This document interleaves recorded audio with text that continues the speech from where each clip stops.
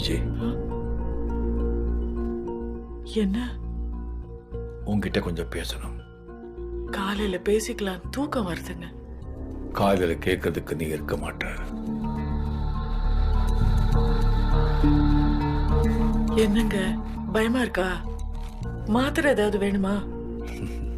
உனக்கு ஏதாவது மாத்திரை தேவைன்னா எடுத்துட்டு டைனிங் டேபிளுக்கு வந்துடு.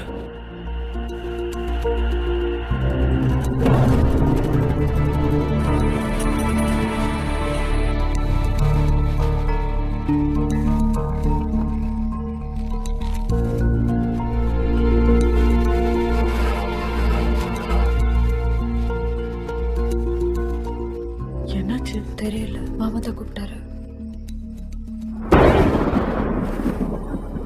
இப்போ இங்க என்ன நடந்தாலும் ஒரு இன்ச் கூட லெஃப்ட் ரைட் நகராம ஆணி அடிச்ச மாதிரி உக்காந்த இடத்துலயே உக்காந்து இருக்கணும்.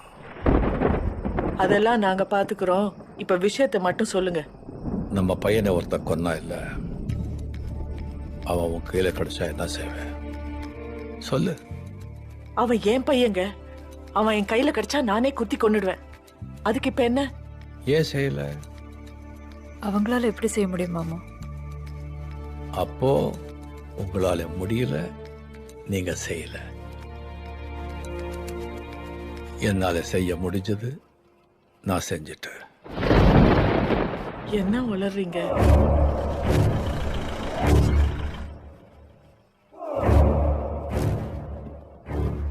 ஏய், எந்திருக்க கூடாதுன்னு சொன்னேன். இல்ல, வண்டி ஏதோ வந்திருக்கு. அது நம்மளை கொல்லத்தான் வந்திருக்கு. என்ன சொல்றீங்க? நீ அப்ப சொன்ன இல்லை விஜய், அதான் கரெக்ட். அவனை ரொம்ப நேர்மையா வளர்த்துட்ட, அதான் கொண்டுட்டாங்க. நிஜம் செத்ததுக்கு நானும் ஒரு காரணம். அதை நினைச்சு நினைச்சு என்னால முடியல. பையன் ஆச்சு, அதான் அவனை கொன்னவனை கொன்னுட்டேன். இதனால நமக்கு ஏதாவது ஆயிடுச்சுன்னா? கவலைப்பட வேண்டாம், கொண்டும் ஆகாது. அவங்களுக்கு தான் தொடச்சு போயிடு.